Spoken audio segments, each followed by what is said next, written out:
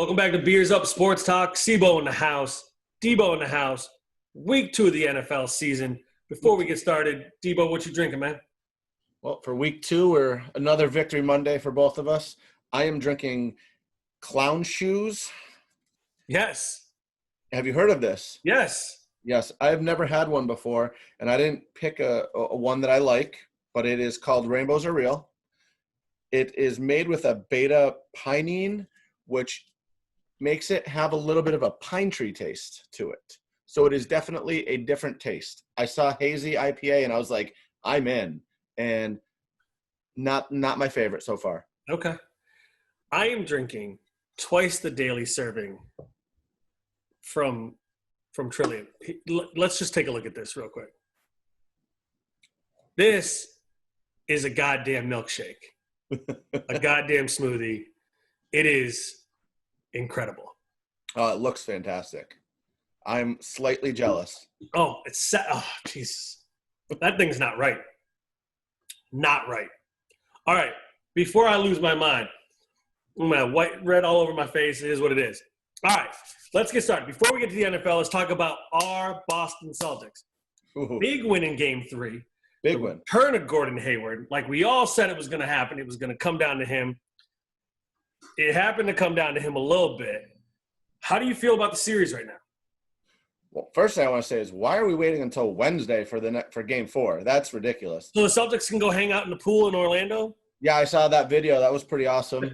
Cantor couldn't even get Marcus Smart in there. Right. Listen, I mean, Game 2, they lost. They blew another lead, 2 big leads. Marcus Smart was all fired up, calling out people on the Celtics.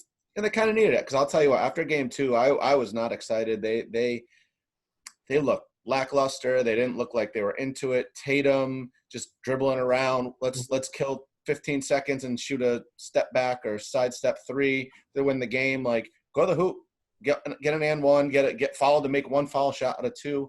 The one thing I do like is Butler saying it's starting to get old, having to come back from these big deficits. So hopefully that starts creeping into their mind later on.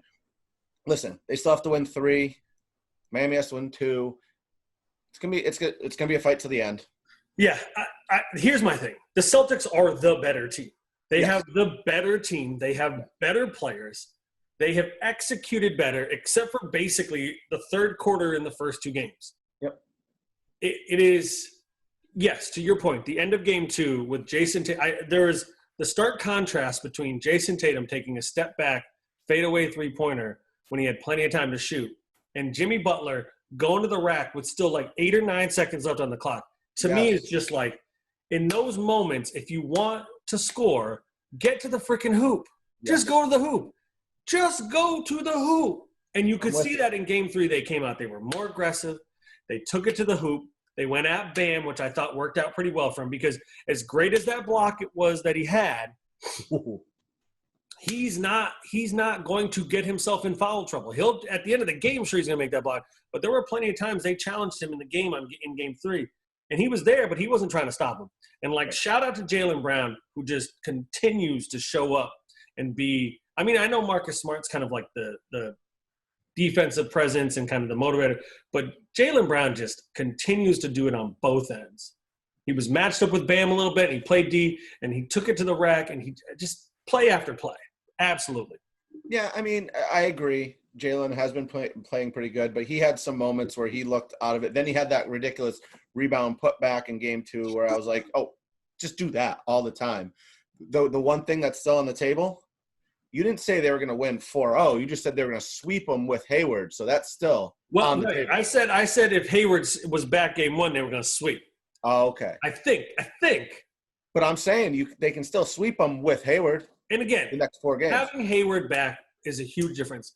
One of the huge differences is when Miami went to their zone, which mind effed them in Game 2, which I don't understand.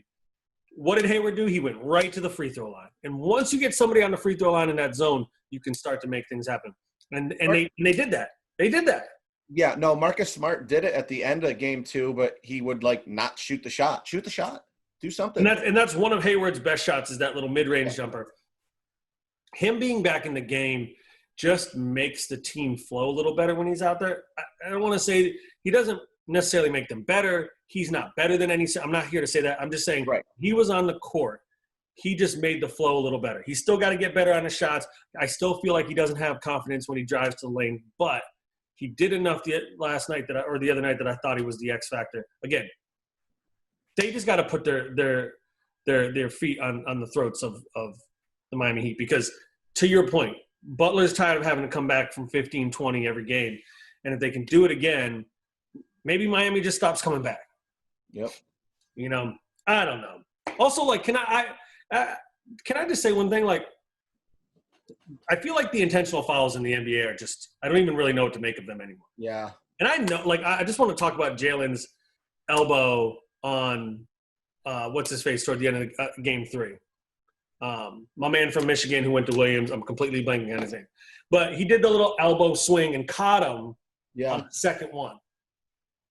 That guy is completely in his space. And basically what you were saying to an offensive player is you get no space anymore. Right. His leg was literally up under Jaylen Brown's leg. And his head right there. Like, what is Jalen supposed to do? What is he allowed to do in that? And I know he shouldn't have completely cold clocked him with the elbow, but, like, there's no space. Yeah. I know it's an intentional foul, but, like, can the guy really get that? If you're going to get up underneath somebody with your leg in between their legs and your face up in their business and you get popped, you're going to get popped. Yep. All right, let's switch to the Western Conference Finals. Nuggets, Lakers. The Lakers won last night. Ridiculous shot by AD. Yeah. Nuggets had a chance to tie it 1-1. It's 2-0. That was an absolute dagger. They played their hearts out. They did everything they needed to do. And at the end of the game, AD completely ripped their hearts out. Nuggets got any chance in this series, D? I don't think so. I thought maybe they did, but I mean, we're getting close. If they can win Game 3, then they go down 3-1. I guess they're going to win it, right? I mean, they've done that round 1 and 2.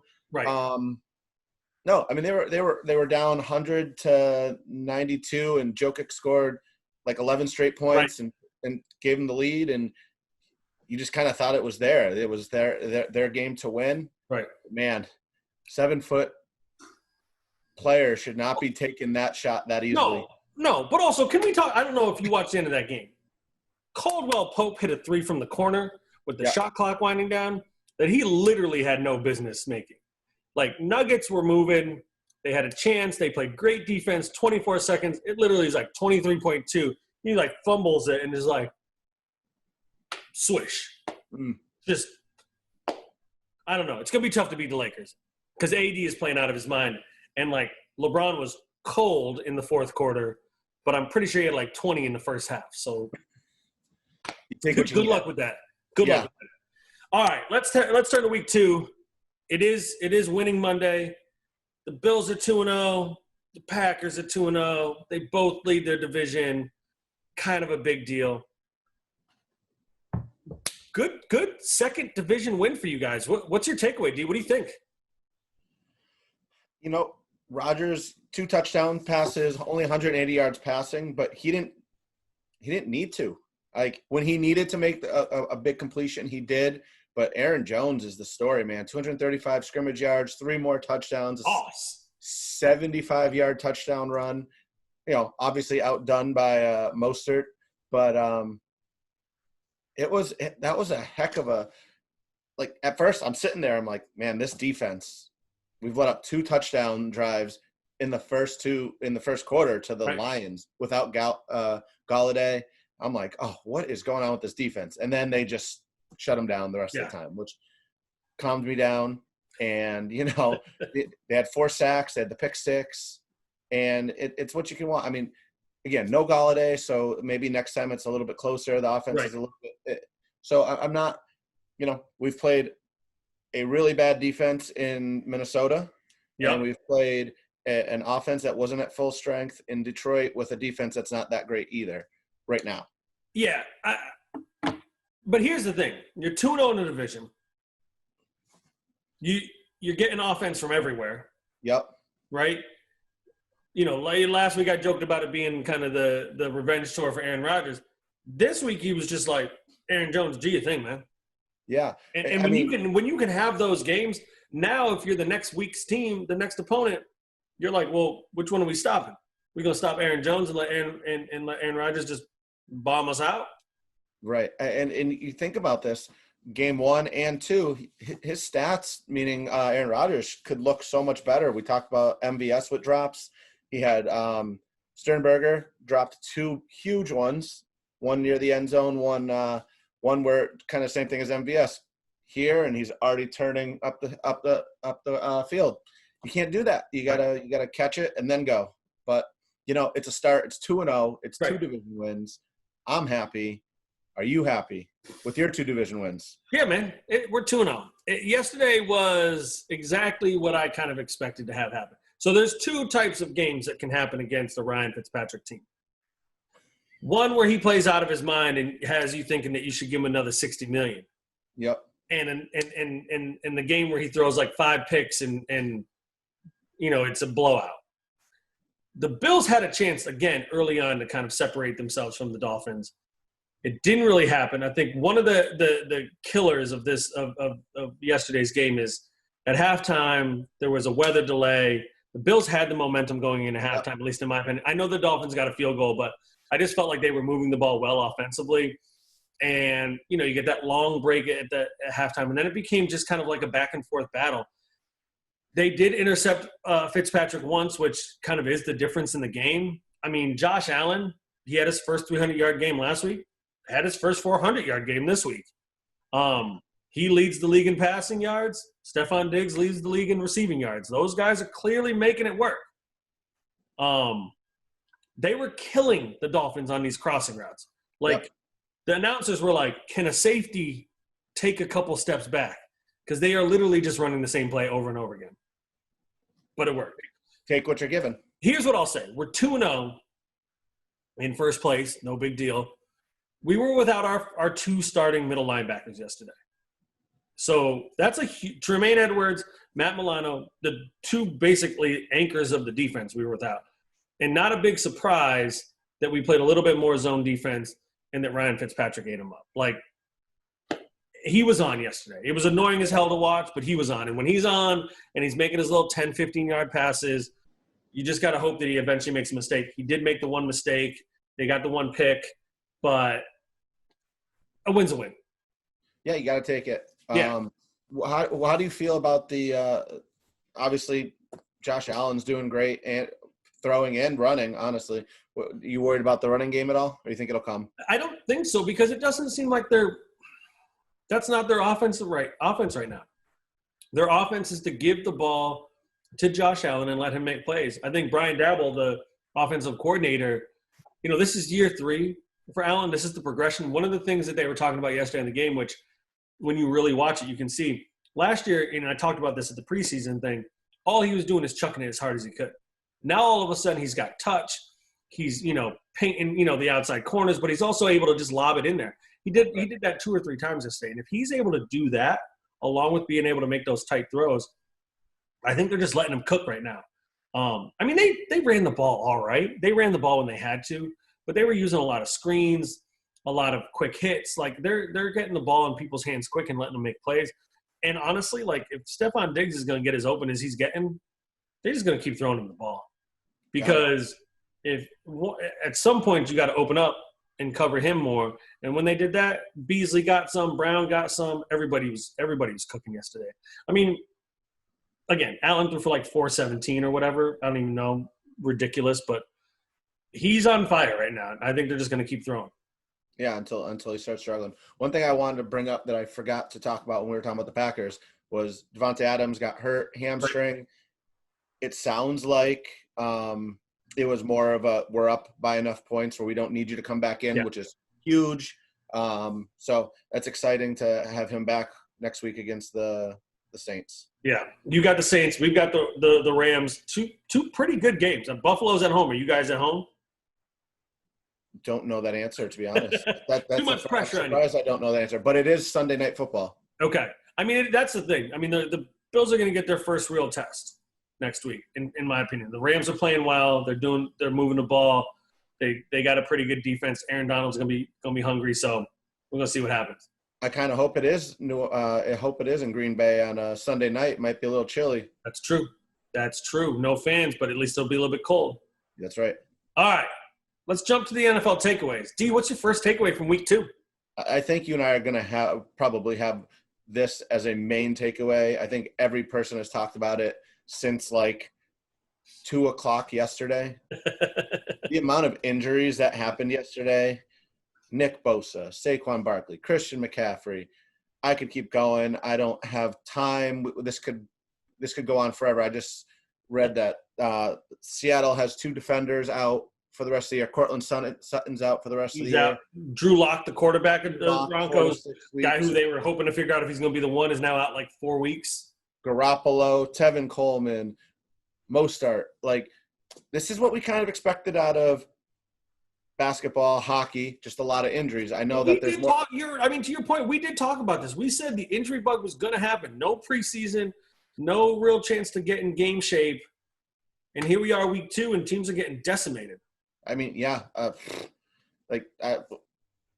Crowder, the Jets, I don't even know if they have anyone healthy on their team. Well, they don't have anybody good either, so it doesn't really matter. But, they don't have anybody healthy on their team. Like, it's just it's interesting, and it stinks. Like, my son's like, oh, well, this and this. I'm like, yeah, great. It might be better for the Packers if Mostert's out, but I'll tell you what, I would rather players not get hurt, because this is their bodies. They're putting their bodies on the line for us, and it might be good for our team, but it's not good for the NFL. We want our best players out there. So hopefully everyone can come back healthy next year, and we'll see what happens. Yeah, and I just want to kind of take all those injuries and talk about the 49ers and the Jets, because both of those teams have a lot of injuries. But the Jets stink, man. The 49ers, they don't have anybody to throw it to. This is true. They don't have anybody to throw it to. Their running back got hurt. Their quarterback got hurt. And they still won by $1 billion. But, Kittle didn't play. Just real quick on the gambling front, screw you, Jets, for that late touchdown, because then you hit the over and you messed up my life. So stop stinking and then coming on late and getting these weak touchdowns. I'll tell you what, that play was kind of ridiculous out of Darnold. I don't care. Don't do it. Game's over. Don't get hurt. How about that? I like it. They stink. I read all this week how Adam Gase is a brilliant offensive mind. Brilliant offensive what? They stink. All right, what's your next one? I can't. They stink. What did the Falcons do yesterday? I don't look. All right, so this was my second one. I didn't know they lost until halftime of the Sunday Night Football game. Oh man! Because I was just watching on my phone, saw that they were winning by 100 million points. Yeah, pretty much. Saw that they had given back a bunch of points, but that it was pretty much over. Yes. And then went and did a couple of things, sat down late to put on the Sunday Night Football game, and then halftime, Mike McCarthy picks up his first win, and I was like, go ahead, excuse me, what? Did you see the onside kick? Stop, bruh. Ain't nobody should get an offensive kick. The rules in the NFL for onside kick are literally nobody can run until the ball's kicked. So as soon as that ball's kicked, the defender, you just jump on the ball. It can be 1 yard away. It can be 8 yards away. It can be 17 yards away. Just jump on the ball. You have the ability to jump on the ball. Yeah, 4 people just were in a circle waiting for it to go 10. I think they were expecting it not to make it the 10 yards.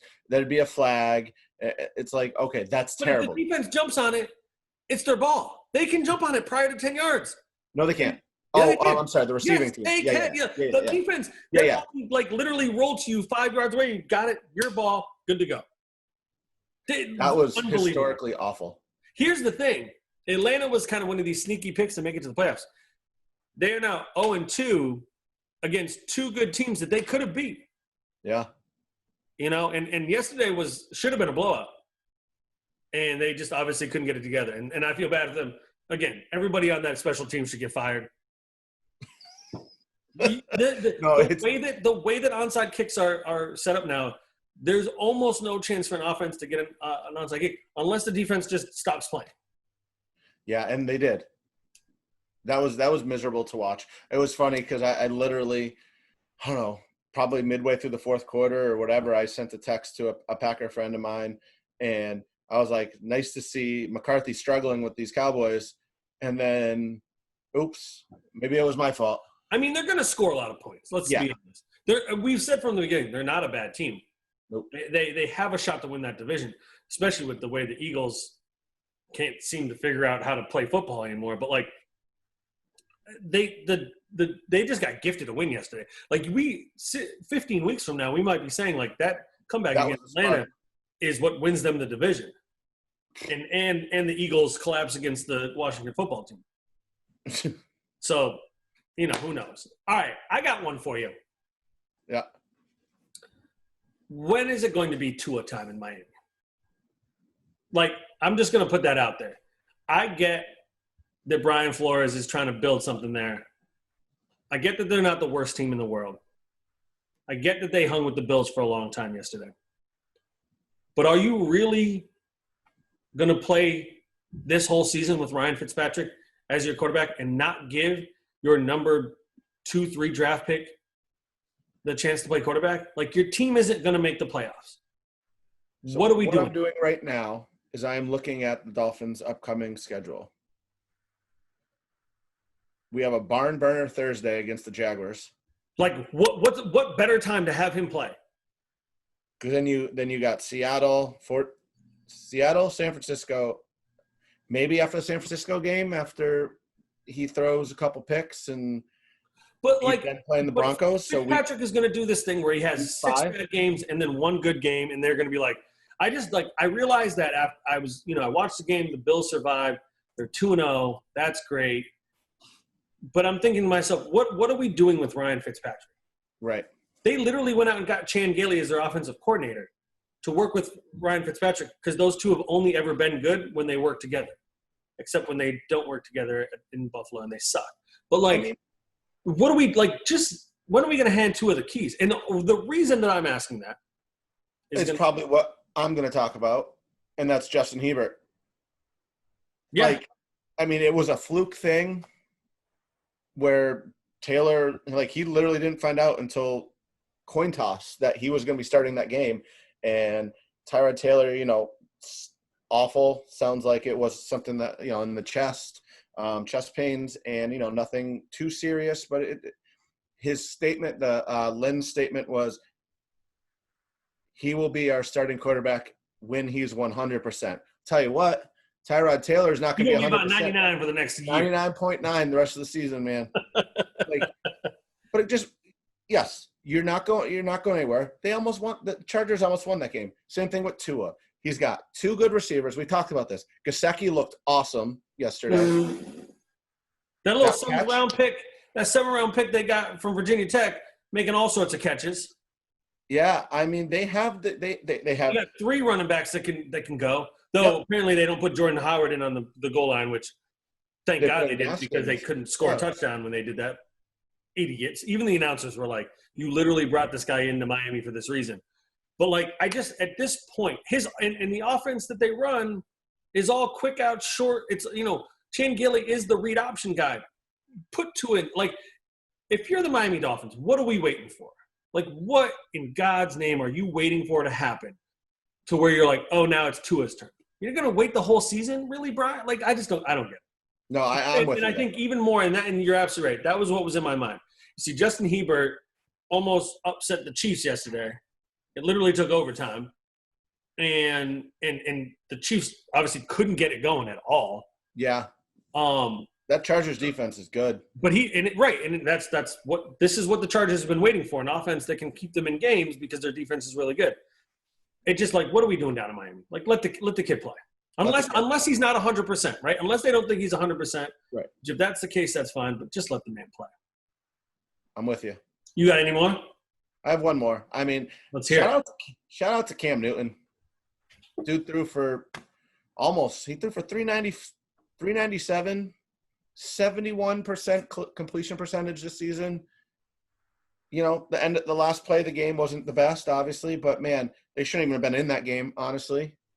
He looks good, and I put a story up on Instagram of everyone tweeting out, if you are someone with a very average quarterback, are you getting yelled at for not bringing Cam in? And maybe it doesn't work with them, but Edelman, highest career yardage ever with Newton thrown to him. N'Keal Harry's catching passes.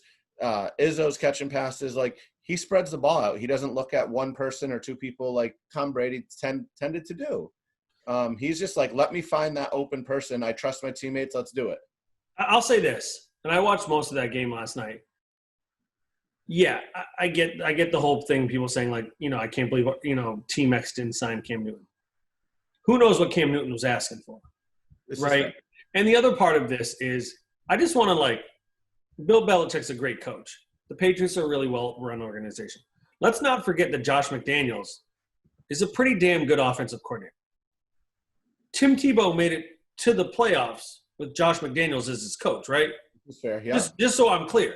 Yes. Just so I'm won a playoff game. Right. Just so I'm clear. The guy that literally was one of the worst football players ever won a playoff game with Josh McDaniels, and I'm going to keep using this, he can cook in terms of offensive coordinating. Like, he clearly knows what he's doing. And he was able to, in a very short amount of time, put an offense together that works for Cam Newton. Now, I want to see a little bit more from Cam Newton. And I know that seems ridiculous given what he's done these first two games, but he hasn't played very good defenses yet. Seattle's offense is ridiculous, and we could do a whole pod on Russell Wilson because that guy is stupid good. And he can just cook. The throws he makes are just ridiculous. And yes, he cooks all the fucking time, D. Yes, he's always cooking. DK Metcalf is a beast. That's a freak of nature, man. Yes. But I want to see Cam against a good defense. That's what I really want to see. And maybe it's the Buffalo Bills, but they've got a tough schedule this year too. My last thing was Tom Brady didn't look too bad in Tampa Bay yesterday. Nope. And I know it's the Panthers, and they're not a great team, but that wasn't a very tough game for them. They kind of won that pretty easily. And again, we talked about Tampa Bay being a pretty good team. Leonard Fournette, you can get that kind of running from him. Mike Evans, Goodwin's going to be back soon. He's supposed to be back this week. He's out of protocol. There were a bunch of people saying that Tom Brady was pretty much done. I don't think he's too upset right now. Right. Tampa Bay's 1-1, and New England's 1-1, and neither of them have played a tough schedule. So, and I know Seattle's good, but in terms of defense, I should say. Yeah, no. Seattle's defense, I'm surprised. I know they're not the Legion of Boom anymore, but you'd think. Well, they also lost one of their safeties less than halfway through the game, who got kicked out for trying to kill N'Keal Harry.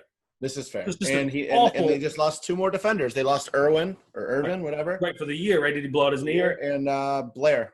Yep. So they're gonna be up against it. But yeah, Cam Newton can roll. I do worry about the fact that Cam Newton is gonna have this really good season, and then Bill Belichick's gonna be like, we'll give you a 1-year, $5 million deal again, or something lame like that, because to his credit, Bill Belichick cares about winning this year. Next year, he'll do it next year. He's not going to give Cam Newton a huge contract. And I do worry, Cam Newton's 31. He can't rush the ball 15 times every game. He's going to get worn out.